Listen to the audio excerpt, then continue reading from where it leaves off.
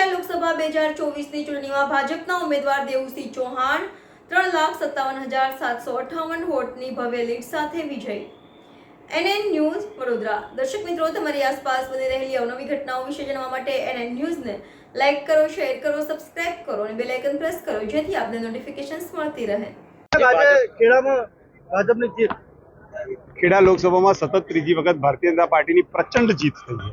અનેક પ્રકારની જે વાતો ચાલતી હતી એ બધાનું ખંડન કરતો મતદારોનો પ્રચંડ જનાદેશ ખેડા લોકસભાના ઉમેદવાર દેવુસિંહને મળ્યો છે।